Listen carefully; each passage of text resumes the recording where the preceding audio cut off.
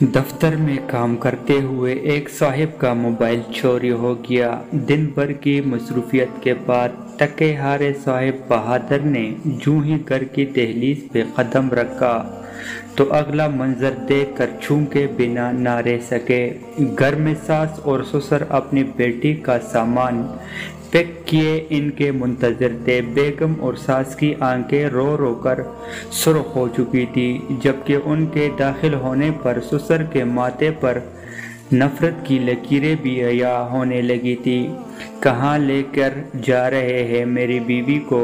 خیریت تو ہے؟ انہوں نے کچھ نہ سمجھنے والے انداز میں دریافت کیا تو سسر نے آگے بڑھ کر ان کی بیوی کا موبائل ان کے سامنے کر دیا۔ میں تمہیں 3 طلاق دیتا ہوں۔ بیوی کو ان کے نمبر سے میسج آیا تھا۔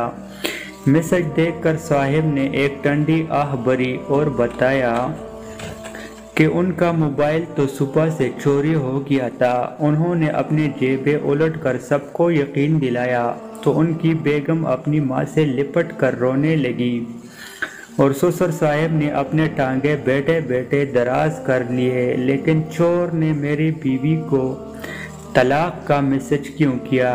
الجھن کے مارے انہوں نے اپنا نمبر ڈائل کیا تو چور نے فون اٹھایا۔ صاحب چھوٹتے ہی پٹ پڑے۔ کمینے انسان، فون چرایا سو چرایا۔ میری بیوی کو طلاق دینے کا حق تمہیں کس نے دیا ہے؟